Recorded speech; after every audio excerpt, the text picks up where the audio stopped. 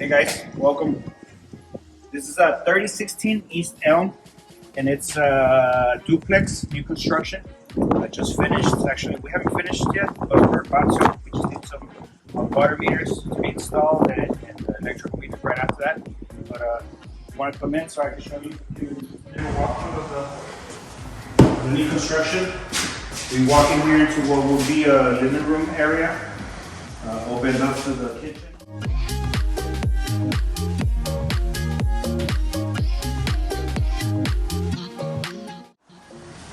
Pretty much what we have is, we were thinking about putting an island, which we didn't end up after all.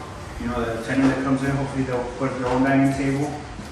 We ended up using granite for the cabinets, granite countertops, and the cabinets, pretty much custom cabinets for this construction. More or less, I think if I can throw a number, how much it costs, it would be like around $3,500 for each cabinet for this side, and then we have another one that's another unit that's mirrored. So it's pretty much the same layout, but mirrored into the other one. So we pay $3,500 for this cabinet and $35,000 for the others as well. That does not include that granite. Granite, if I'm not mistaken, was another $1,200, and that included labor and material, $1,200 for each one. Then also, we've been debating whether to put pretty much appliances into our rentals, just because sometimes when they end up messing up, it comes out of our pocket. We factor into it, with our expenses that we are going to end up spending obviously money into every so many years for things like this, but we just don't like getting calls about this.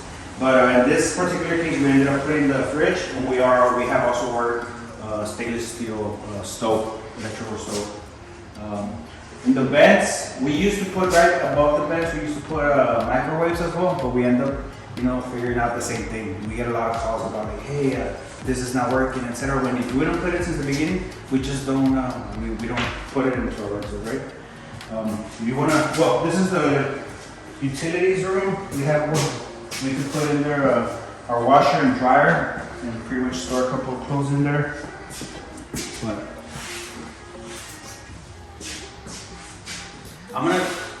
I'll try to. Then here, if you want to go there, you pretty much you got the hall right after when you start. You got the AC room. You got the little AC room here. If you want to check it out. And for this one, the numbers on this one, it was approximately 9,000, a little bit more than 9,000 for both units. So that squares out to about 45, a little bit above 4,500 per unit on each side. It's that one I would need to check out how many tons, what's the tons on there. Here you're gonna have a restroom, one of them, since there's a 3-bedroom, 2-bathroom. Right now it's gonna be a little bit on the dark side since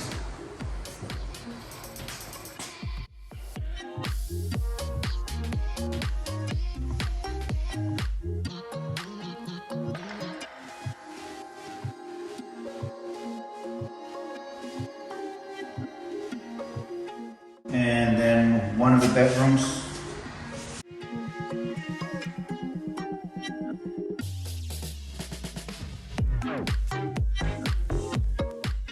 This is a very similar room to that one right there.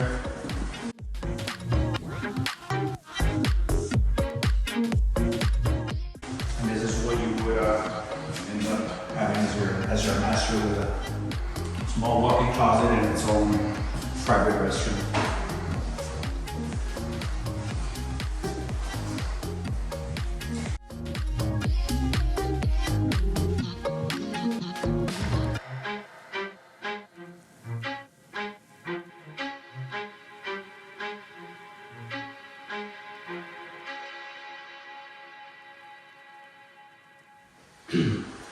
Hey guys, thank you so much for joining us on the channel. You just got a tour from Robert Lara here in his duplex in Laredo, Texas. Thank you, Robert, for letting us, giving us a little tour.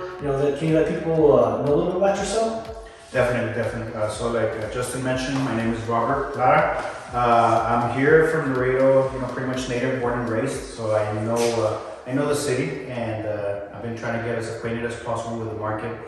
when it comes to prices, you know, and how much rents go for. This particular project, it was started just this past November. Actually, yeah, early November. And we finished in the span, thankfully, about 2 months more or less, which were like everything put us on schedule. We're actually ahead of schedule. Everything seemed to be going very well, and at the end we got a little something that stalled us a bit, but maybe I'll talk a little bit more about it right now. It took us from November to this late December. By Christmas we were wrapping it up. I remember we're like, hey, we're gonna celebrate Christmas and finishing the project as well. Okay. And like I mentioned, that stalled a little bit, but we did get this this lot. We got it in more or less September of this past year. Okay. It happened to be a deal that well, it was a lot that was put up for sale, and we like the area. We really like the area. We search and shoot for either lots or properties that are around here because it's pretty central to Laredo, so very easy to get to most places in Laredo. This one particular one, I got a call from my aunt telling me like, hey, there's this lot that's for sale, and you know the lady wanted 40,000, and I've negotiated with her, and I think I have her at 30. You know, hopefully you want to see it. Tell me what you think. So sure enough, when she gave me the address, I was like, I sort of know this area. Let me go take a look at it right away.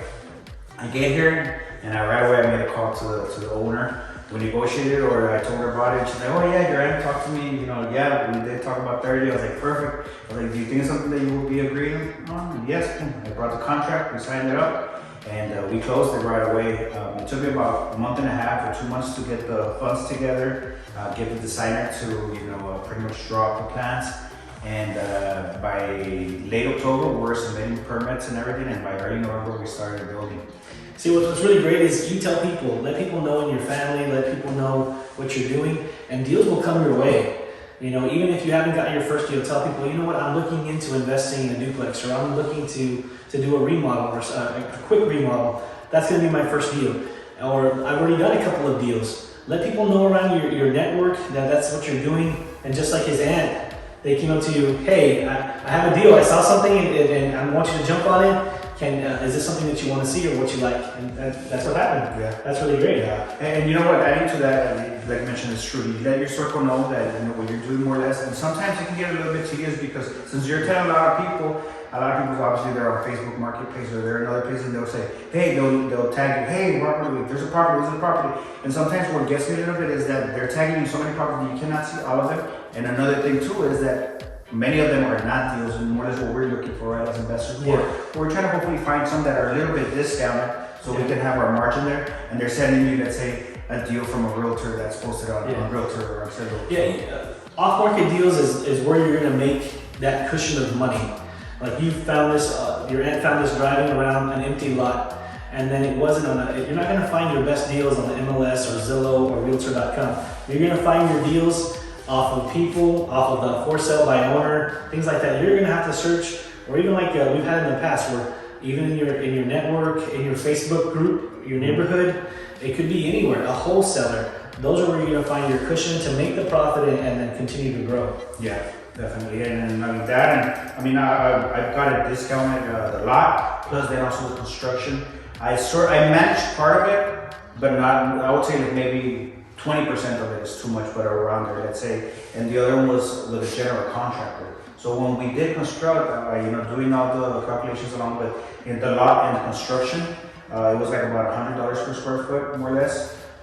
So single families, I've seen that the average is about 130, 135 new construction. So this is not necessarily single family because it's a duplex. But I think if I can build a house at $100 more or less, then my profit will be about $30 per square foot. Yeah. More or less I saw it in that contract. And that adds up. That really does add up. Is there any nuggets like for I want to know like pulling permits and getting things done the right way? What is the best bet you can tell someone or someone that's going to get to this their first time? What can you give? Definitely, man. I mean, this was actually my first construction from ground up. Everything else that I've worked on before, it's been something that's already been constructed. So now I simply go out and rehab and ask for some permits to either remove windows here and there. But this is the first ground, you know, up that we do. And definitely it was a learning experience. You know, it's like I mentioned earlier, it took me 2 months to get it done. And by the time that we were finishing, There was the building department, which is the one that approved my plans, and you know, I submitted my plans, and like, hey, this is what we're trying to get done. Is everything fine? Yeah, they approved it. Then they came and did some inspections. We were doing the roughness for plumbing. They did inspections for all along the way of the building. But when I get to the end, I'm pretty much trying to get two water meters installed, one for each unit. I get a whole bunch of red tape, telling me that, asking me for things that I did not necessarily know from the beginning. And I start calling, asking people from the department, different people, and everybody starts to give me a different answer until finally I'm able to talk to somebody that gave me a definite answer, and we're able to put it in writing, that, hey, you know what, just bring me in these plans and we'll go from there. But it's something where it taught me that I think if I'm gonna go ahead and do something similar to it, I'm gonna go ahead and go to the buildings department and any other department that might have a say-so, and to when I get to the finish line, approving things, like, hey, is this what you guys want done? Because it's not necessarily that I'm trying to take shortcuts, when you spend this amount of money, you want to do everything right, so that way, everything flows, and unfortunately this time this happened, but I don't see it happening again. Something that I learned from it, next time everybody's gonna hopefully be in the loop, and before I start constructing or finishing, that way we can finish off. Oh, awesome. So, Robert, how do people get a hold of you if they want to ask questions or ask questions to you directly, or if they want to rent from you? I know you manage other properties. How do they get a hold of you? Pretty much they can check me out on Instagram. Every now and then I'm pretty active, but I do answer the messages. It's Rob E. Lara, L-A-R-A, everything together, Robert Lara. Either Instagram, my phone number, 956-236-2916. And I'm an investor here in South Texas that's trying to network with other investors and hopefully talk about the markets and what other people are doing. I'm always up to, because every year we're talking conversations about this. Yeah. I know you said that you wanted to meet up maybe in Central Texas and invite people that just wanted to talk about real estate for a couple of days and then, move out and see if we can get groups to invest. That would be a good plan. Yeah, definitely just bounce ideas off each other. Definitely text investors. Alrighty, well thank you so much guys. Have a great day. Bye.